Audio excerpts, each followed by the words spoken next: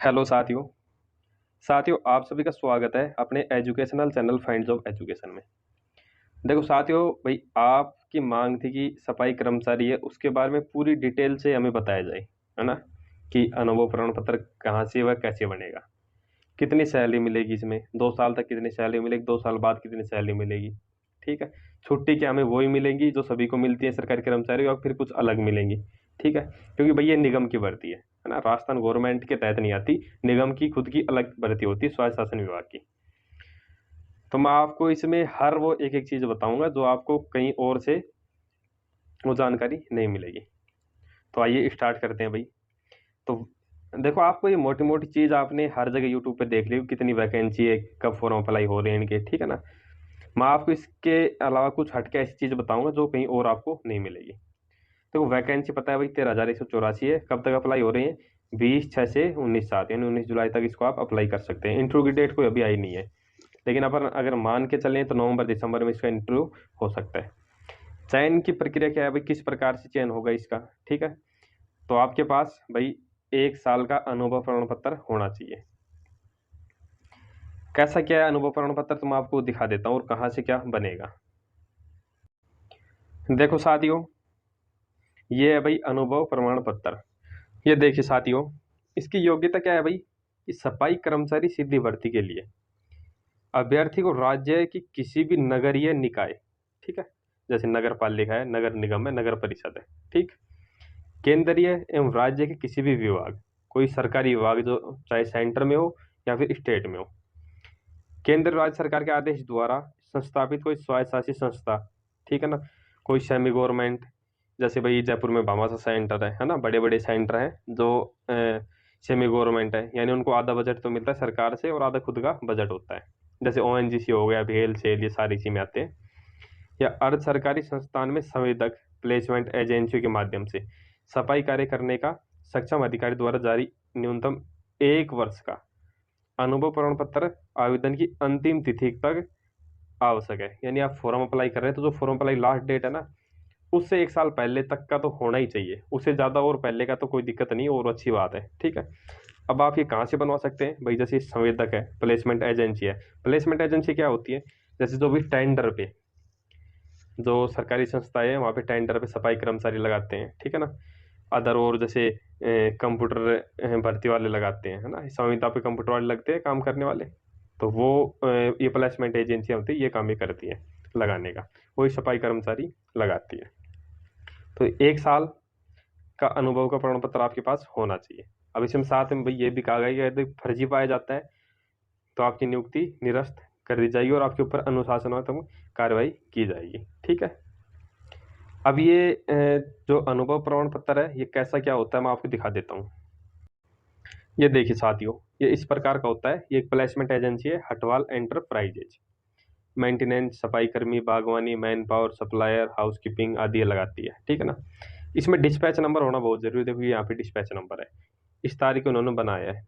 अनुभव प्रमाण पत्र आप किसी भी फॉर्मेट में बनवा सकते हैं, ये भी चल जाएगा, और जो फॉर्मेट इसका उसमें बनवाते हैं तो वो भी चल जाएगा, ठीक है।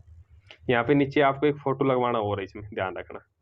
प्रमाणित किया जाता है कि हंसराज मीणा पुत्र श्री प्रहलाद सहाय मीणा, जाति मीणा, निवासी ग्राम कचनार, पोस्ट सांवरदा, तहसील मोजम्माबाद, जिला जयपुर, पिन कोड ये है। यह मेरे हटवाल एंटरप्राइजेज में सफाई कर्मी के पद पर दिनांक 20 अगस्त 2017 से 19 अगस्त 2019 तक निरंतर कार्यरत है। मैं इनके उज्जवल भविष्य की कामना करता हूँ। ये भी चल जाएगा, ठीक है। एक्सपीरियंस सर्टिफिकेट है, लेकिन इन्होंने ये साफ साफ देख रहे हैं फर्जी बनवाया है, ठीक है, पर ये चल जाए, कोई दिक्कत नहीं आएगी इसमें। देखो साथियों, इसमें भाई आपको पता है और कि 100 में से 70% लोग तो भाई फर्जी अनुभव प्रमाण पत्र बनवा के लेके जाएंगे, ठीक है ना। अब अपन आगे देखते हैं भाई इनको क्या क्या सैलरी मिलेगी। इससे पहले देख लेते हैं भाई, आपने फॉर्म अप्लाई कर दिया, अब आपका जब इंटरव्यू होगा ना तब आपको क्या क्या डॉक्यूमेंट लेके जाने हैं, एक बार वो और देख लेते हैं अपन। तो भाई अब ये देखिए, चयन की प्रक्रिया क्या है। नगरीय निकायवार विज्ञापित पदों हेतु प्राप्त आवेदनों में से पात्र अभ्यर्थियों का चयन निकाय पर गठित चयन समिति द्वारा साक्षात्कार यानी इंटरव्यू एवं प्रायोगिक परीक्षा। तो प्रायोगिक परीक्षा क्या है ये भी अभी बताया आगे, आयोजित कर योग्यता या अनुभव परीक्षण के आधार पर किया जाएगा, जिसमें चयन समिति द्वारा साक्षात्कार यानी इंटरव्यू के दौरान अभ्यर्थियों की योग्यता या अनुभव का परीक्षण प्रायोगिक परीक्षा के द्वारा मौके पर सफाई। अब देखो ये जो प्रायोगिक परीक्षा क्या है, यानी वहीं पर आपसे सफाई करवाएंगे, ठीक है, जो भी वही आसपास में रोड है, ठीक है, नाले हैं, उनकी सफाई आदि करवा के देखे जाएंगे कि आप सफाई कर सकते हैं नहीं कर सकते हैं, ठीक है। कहीं आप सफाई करने में भाई हिचकिचाते हो तो नहीं है ना, तो वो चीज़ देखी जाएगी। और भर्ती की जो चयन प्रक्रिया है और क्या क्या क्या डॉक्यूमेंट इसमें चाहिए, तो चयन के दौरान आवश्यक अनुभव प्रमाण पत्र रखने वाले परंपरागत रूप से सफाई कार्य करने वाले वाल्मीकि या हैला समाज को अभ्यर्थी को प्राथमिकता दी जाएगी, है ना। ये पॉइंट इसमें अभी जुड़ा है, यानी इन्होंने जो वाल्मीकि समाज इन्होंने अभी हड़ताल की थी भाई पिछले महीने कि इसमें इस भर्ती में हमें प्राथमिकता दी जाए, जो वाल्मीकि समाज है उनको प्राथमिकता दी जाए, तो इसके अनुसार ये जोड़ा गया। जैसे भाई इसका क्या मतलब है, मान लो 100 पोस्ट है, ठीक, इसमें से 50 तो गए वाल्मीकि समाज वाले, और मान लो कि 250 कैंडिडेट गए अदर ओबीसी जनरल वाले एससी वाले, ठीक है। तो प्राथमिकता पहले इनको दी जाएगी, यानी 50 पोस्ट इनकी भरी जाएगी, बाकी जो 50 पोस्ट बचेगी वो इनमें से लिए जाएंगे। तो ये है इसका फॉर्मूला। अभ्यर्थी साक्षात्कार हेतु निर्धारित तिथि को निम्न दस्तावेज यानी क्या क्या डॉक्यूमेंट चाहिए उसके बारे में बताया गया है। तो देखो, आयु संबंधित प्रमाण पत्र या जन्म प्रमाण पत्र, ठीक है, जिसके पास आयु के लिए जैसे 10वीं की मार्कशीट हो गई या 8वीं की मार्कशीट हो गई, वो है तो वो लगानी है, वो नहीं है तो फिर बर्थ सर्टिफिकेट लगाना आपको, ठीक है। इनकी 2 फोटोकॉपी। अब देखो जो जो ये डॉक्यूमेंट बताए हैं इन सभी की आप 5-5 फोटोकॉपी करवा के रखना सभी की, ठीक है, अलग अलग सेट बना के रखना।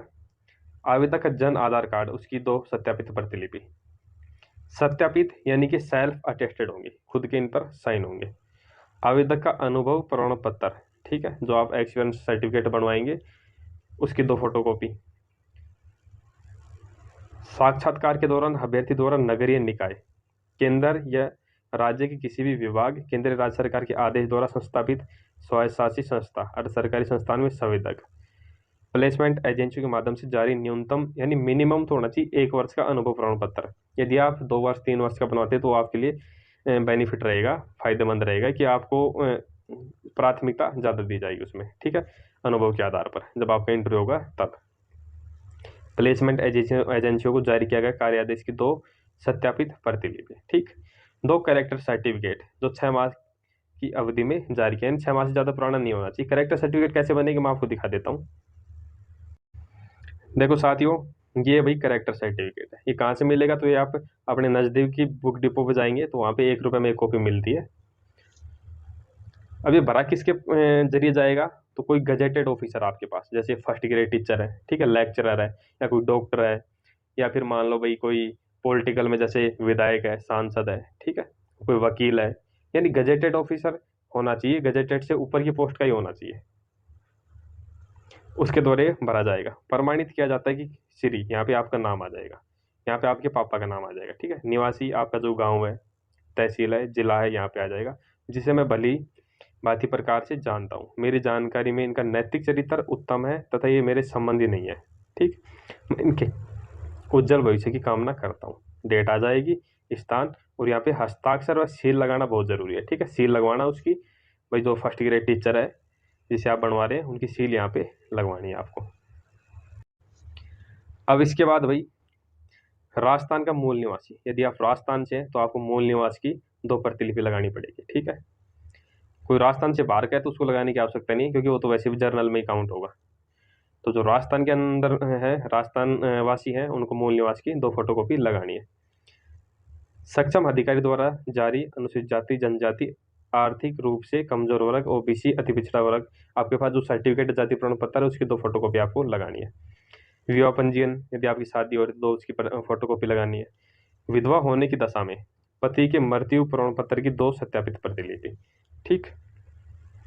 यदि आप तलाकशुदा हैं तो भाई जो आपके पास तलाक की डिग्री है उसकी 2 फोटोकॉपी लगानी है, सत्यापित लगानी है, यानी कि सेल्फ अटेस्टेड। आरक्षण अथवा आयु में छूट, यदि आपकी मान लो 40 प्लस हो गई है, ठीक, इसमें आपकी एज 18 से 40 लेंगे, लेकिन किसी की एज 40 प्लस हो गई है तो उसको उसी कैटेगरी का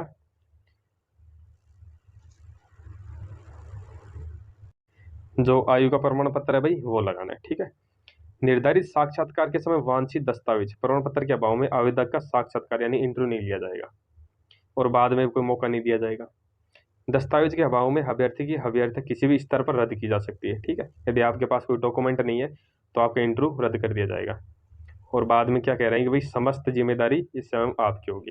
ठीक है, पेंशन, अब देखो एक कईयों की कंफ्यूजिंग है कि भाई हमें पेंशन कौन सी मिलेगी, क्योंकि राजस्थान में गहलोत जी ने अभी क्या लगा दी, ओल्ड पेंशन स्कीम। ठीक है, तो मैं आपको बता देता हूँ कि भाई जो नगर निगम है, ये निकाय है, ठीक है, नगर निगम, नगर पालिका, नगर परिषद, इसमें भी अब ओपीएस लागू हो गई है। ठीक है, इसी साल से हुई है। तो आप यदि आपकी ज्वाइनिंग होती है तो आपको भी ओपीएस का ही फायदा मिलेगा। ठीक है, एनपीएस का फायदा नहीं मिलेगा, ओल्ड पेंशन स्कीम ही मिलेगी। अब भाई आपका मान लो इंटरव्यू हो गया, आपकी हो गई ज्वाइनिंग। ठीक है, अब आपको सैलरी किस प्रकार से और किस लेवल की मिलेगी, ठीक है, कितनी तनख्वाह मिलेगी, पूरी डिटेल से देखेंगे अपन ये भी। अब आगे अपन देखेंगे भाई आपको क्या क्या काम करना रहेगा, पोस्टिंग आपकी कहाँ कहाँ होगी। तो ग्रेड पे आपकी 1700 रहेगी। ठीक है, लेवल फर्स्ट के अंदर आएंगे। पे बैंड 52,20,200। 2 साल तक तो चलेगा आपका प्रोबेशन पीरियड। प्रोबेशन पीरियड भाई राजस्थान में फिक्स सैलरी रहती है, वो कितनी मिलेगी आपको, 12,400। ठीक है, ओपीएस का ओल्ड पेंशन स्कीम में इसका आपको फायदा मिलेगा, पूरा पूरा फायदा मिलेगा। आपकी कटौती क्या क्या होंगे भाई, जो जनरल प्रोविडेंट फंड है ओपीएस के अंतर्गत, उसमें 1450 रुपये आपके कटेंगे। आरजीएचएस यानी राजस्थान गवर्नमेंट हेल्थ स्कीम, जो मेडिकल की सुविधा मिलती है, जैसे आप बीमार हो जाओ तो आप किसी भी जो इसमें प्राइवेट हॉस्पिटल जो सबमिट है आरजीएचएस के अंतर्गत आती है, उसमें आप फ्री इलाज ले सकते हैं आरजीएचएस में, ये आपको सुविधा मिलेगी। हर महीने 200 रुपये कटेंगे, 220 रुपये कटेंगे आपकी। कटने के बाद आपको इन हैंड सैलरी मिलेगी 10,730 रुपये। ठीक है, 2 साल तक। अब देखो बल्ले बल्ले अब होने वाली भाई, मजे अब आने वाले हैं।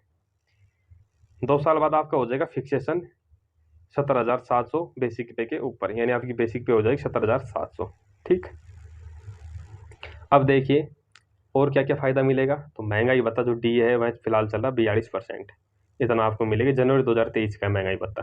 ठीक है, आपकी ज्वाइनिंग होगी यानी 2024 के अंतर्गत, तब महंगाई भत्ता 50% हो जाएगा। एचआरए की बात करें तो 9% और 18%। जैसे भी मान लो आपकी ड्यूटी लगती है जयपुर, ठीक है, हेरिटेज में या जयपुर नगर निगम में लगती है, जोधपुर, बीकानेर, अजमेर, कोटा, जो इसके शहरी क्षेत्र है यहाँ पे आपकी ड्यूटी लगती है, तो आपको 18% का एचआरए मिलेगा। ठीक है, शहरी क्षेत्र में, ना कि ग्रामीण क्षेत्र में, इन 5 जिलों के अंतर्गत। और बाकी अगर कहीं अदर जिले में आपकी ड्यूटी लगती है, नगर निगम, नगर पालिका, नगर परिषद में, तो आपको एचआरए मिलेगा 9%। ठीक है, जेड कैटेगरी की सिटी में। सिटी अलाउंस आपको सिर्फ सिटी के अंदर ही मिलेगा, इन 5 सिटी में, वो भी इनके शहरी क्षेत्र में, ना कि ग्रामीण क्षेत्र में। ठीक है, 640 रुपये।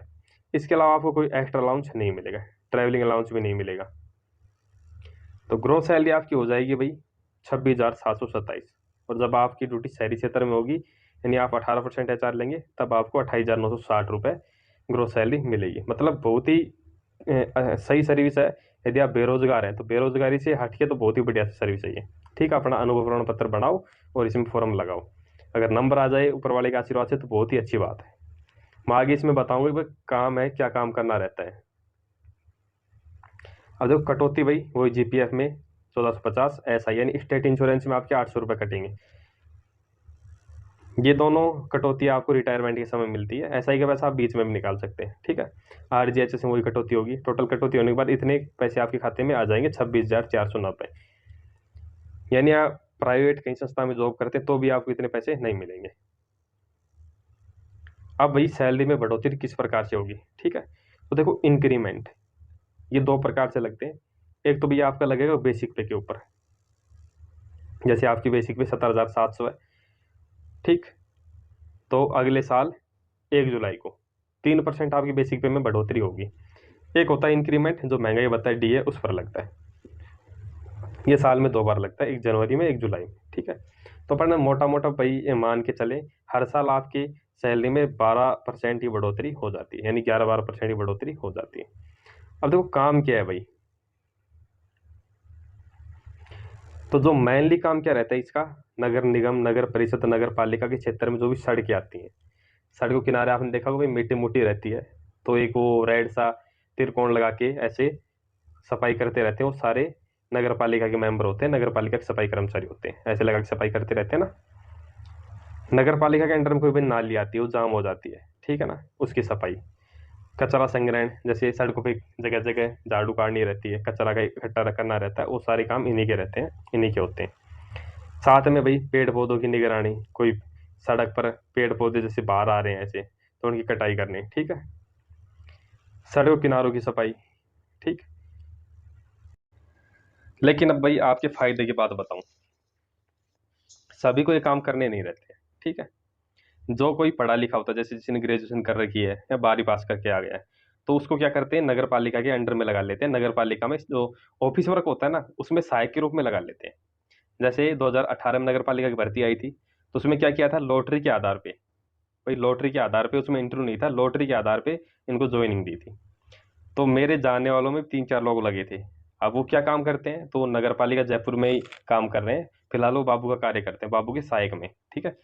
भाई कागजों को लाने ले जाने का, इधर से उधर पकड़ाने का, ये काम करते हैं। तो इनको देखो पोस्टिंग कहाँ कहाँ इनकी होती है, पालिका, नगर परिषद और नगर निगम में, ठीक है। अब इनको चतुर्श्रेणी काम भी दे देते हैं। देखो सफाई कर्मचारी काम अलग होता है, चतुर्श्रेणी काम अलग होता है, दोनों काम अलग अलग होते हैं, ठीक है। चतुर्श्रेणी होता है तो ये तो ऑफिस के अंडर में भी अधिकारियों के निर्देशन में काम करता है, जैसे चाय पानी बनाना, चाय पिलाना, उनको कोई बाहर से मेंबर आ जाए तो उनको पानी पूनी देना, ठीक है, पानी पिलाना, फोटो कॉपी कर देना, ठीक है। डाक है कोई, तो डाक को एक ऑफिस से दूसरे ऑफिस में पहुंचाना, ये काम होते हैं इनके चतुर्श्रेणी कर्मचारी के। तो ये सफाई कर्मचारी है, इनको यहाँ पे भी लगा लेते हैं। साइकिल सवार, तो भाई साइकिल सवार काम वही होता है, भाई डाक को बांटना, लेके जाना। जैसे गैराज है नगर पालिका में, भाई बड़ी बड़ी गाड़ियाँ कंटेनर खड़े रहते हैं, तो उनकी रखवाली संबंधित कार्य भी इनको दे देते हैं, और बाकी अधिकारियों के निर्देशन में कोई और कार्य है वो काम करवाते हैं, ठीक है। तो ये काम इनसे मेनली ये काम करवाते हैं। ये काम तो होता है तकरीबन 30% लोगों से काम करवाते हैं, 70% है वो 70% लोगों से ये काम करवाया जाता है। अब देखो साथियों, इनके भाई ड्यूटी का टाइम क्या रहता है, तो आपको पता होगा कि सफाई कर्मचारी सुबह जल्दी आते हैं 6 बजे, ठीक है, और 10 बजे तक भाई जो भी उनको सफाई करनी रहती है, कचरा संग्रहण करना रहता है, करके अपने चले जाते हैं। लेकिन जिनकी ड्यूटी भाई ऑफिसों में लग जाती है, उनका ड्यूटी टाइम रहता है 6:30 से, और भाई सॉरी, उनका ड्यूटी टाइम रहता है सुबह 9:30 से लेके और 6 बजे तक, यानी जो सभी का ऑफिस टाइम रहता है वही उनका ड्यूटी टाइम रहता है। अभी बात की जाए कि इनको छुट्टी क्या क्या मिलती है, तो देखो सैटरडे की तो इनको छुट्टी मिलती नहीं है, ठीक है, शनिवार को तो इनको काम करना रहता है। बाकी संडे की, जो सफाई कर्मचारी होते हैं ना, उनको संडे की टर्मिनेट छुट्टी मिलती है। जैसे कि भाई मान लो 100 कर्मचारी है, तो 50 कर्मचारी को संडे की छुट्टी दे दी, यानी वीकली एक छुट्टी मिलती है, 50 को संडे की दे दी, 50 को मान लो मंडे की छुट्टी दे दी, है ना, ऐसे इनको टर्मिनेट छुट्टी मिलती है। इसके अलावा भाई गवर्नमेंट हॉलीडे जो भी आते हैं वो भी मिलते हैं। एजुकेशन लीव है, तो एजुकेशन लीव यदि आप पढ़ाई के लिए आगे मतलब आगे आप पढ़ना चाहते हैं, छुट्टी लेना चाहते हैं, तो इसके लिए 2 कंडीशन होती है, 2 नियम होते हैं अलग अलग। यदि आप प्रोबेशन पीरियड में है ना, तो आप 1 महीने की विदाउट पे लीव ले सकते हैं। इससे ज़्यादा लेते हैं तो आपका प्रोबेशन उतने आगे बढ़ जाता है, ठीक है। और प्रोबेशन कंप्लीट होने के बाद आप एक बार में 1 साल की विदाउट पे लीव ले सकते हैं, 1 साल की बिना सैलरी के। इसके अलावा भाई पैटर्नल लीव, यदि किसी के बच्चा होता तो 15 डेज की पैटर्नल लीव उसको मिलती है, ठीक। भाई मातृत्व अवकाश की बात करें तो ये 6 माह का मिलता है। इसके अलावा 15 CL, 30 PL, 20 मेडिकल लीव, उनको RS की जो RHIC का अवकाश है वो नहीं मिलता है, ठीक है। क्वार्टर की बात करें तो देखो क्वार्टर के लिए ये है कि भाई जो चतुर्श्रेणी कर्मचारी है ना, मैंने आप पहले बता दें कि चतुर्श्रेणी कर्मचारी अलग होते हैं, सफाई कर्मचारी अलग होते हैं। तो चतुर्श्रेणी कर्मचारी है उनके लिए क्वार्टर रिजर्व रहते हैं, भाई जो ऑफिस है उनके पीछे बने रहते हैं, टाइप 4 के क्वार्टर, तो वो क्वार्टर इनको मिलते हैं। पर कब, जब ये क्वार्टर खाली रहते हैं तब, ठीक है। ट्रांसफर की बात करें तो देखो इनका ट्रांसफर हो जाता है, जब आप अगर एक नगर निकाय से दूसरी नगर निकाय में ट्रांसफर चाहते हैं तो वहाँ पे सीट खाली होना चाहिए। जैसे मान लो भाई आपकी ड्यूटी लग गई कहाँ पे, बाड़मेर लग गई, बाड़मेर नगर पालिका में, और आपको आना कहाँ पे है, आपको आना मान लो अलवर, ठीक है, अलवर की नगर पालिका में आना है किसी एरिया की में, तो वहाँ पे सीट खाली होनी चाहिए, तब आपका ट्रांसफर हो जाएगा। होम डिस्ट्रिक्ट तो वो ये कि भाई सीट खाली होगी तो आपको होम डिस्ट्रिक्ट मिल जाता है। ड्यूटी के टाइम भाई पढ़ने का समय मिलता है कि नहीं मिलता है? तो बिल्कुल मिलता है इसमें। देखो 10 बजे से पहले सफाई कर्मचारी अपना सारा काम करके आराम से फ्री रहते हैं, आराम से पढ़ाई कर सकते हैं। और जिनकी ऑफिस में ड्यूटी रहती है वो भी सहायक का काम करते हैं। अब साथियों अभी बात करें, एक मेन फैक्ट है प्रमोशन का। ठीक है, कि प्रमोशन किस प्रकार से होता है, क्या आपको पूरी जो भी सर्विस है क्या सफाई करनी पड़ेगी, इसके अलावा कोई और भी काम मिलेगा? तो ये देखो, इनको एक तो जो सुविधा मिलती है वो मिलती है एसीबी की 9, 18, 27। ये क्या है 9, 18, 27? ये बताऊंगा अभी। प्रमोशन कैसे होता है पहले ये देख लो। भाई आप ज्वाइनिंग करोगे लेवल 1 में, ठीक, लेवल 1 यानी कि ग्रेड पे 1700।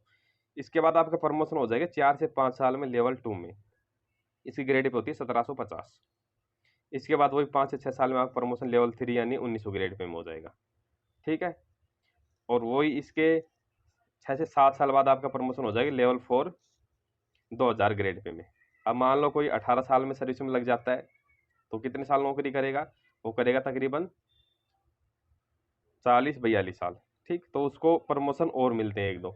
अब इसके बाद क्या प्रमोशन रहता है? लेवल 4 के बाद आपका प्रमोशन 6 से 7 साल में होता है लेवल 5। लेवल 5 यानी कि जो एलडीसी की पोस्ट होती है उस पर प्रमोशन। इसके लिए कंडीशन है कि आपको फिलहाल की कंडीशन ये है आज की, कि आपको 12वीं पास होना बहुत जरूरी है। ठीक है, यदि आप 12वीं पास हैं तो ये आपको इसका प्रमोशन मिलेगा लेवल 5 का, एलडीसी की पोस्ट का।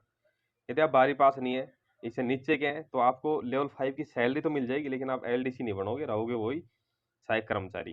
ठीक है, प्रमोशन इस प्रकार से होता है कि सफाई कर्मचारी, सफाई कर्मचारी से बाद में आपका प्रमोशन सहायक कर्मचारी में हो जाएगा। ठीक है, ये लेवल 3 के अंदर आता है सहायक कर्मचारी। इसके बाद आपका प्रमोशन भाई जमादार में हो जाएगा, ये लेवल 4 के अंदर आता है। ऐसे आपका प्रमोशन होता रहता है। और भाई ये 9, 18, 27 का रूल क्या है? तो ये सिंपल इसका एक फॉर्मूला है कि जैसे लेवल 1 से लेवल 2 में आपका प्रमोशन होना है, लेकिन मान लो लेवल 2 में कोई पोस्ट ही खाली नहीं है, सारी सीटें भरी हैं, तब क्या होगा? तब आपको 9 साल बाद इसका फायदा मिलेगा। ठीक है, लेवल 2 का 9 साल बाद में सैलरी तो भी आपको इसकी मिलना स्टार्ट हो जाएगी। बाकी जो पद है लेवल 2 का वो आपको 9 साल बाद इसका मिलेगा। ये होता है 9, 18, 27 की एसीपी। तो साथियों मैंने लगभग हर एक डिटेल आपको बताई इसमें, फिर भी यदि कोई कंफ्यूजिंग रह गई हो तो आप प्लीज़ कमेंट करके ज़रूर बताना। मेरा अगला वीडियो होगा कि भाई जो एक्सपीरियंस सर्टिफिकेट है वो कैसे बनाएं।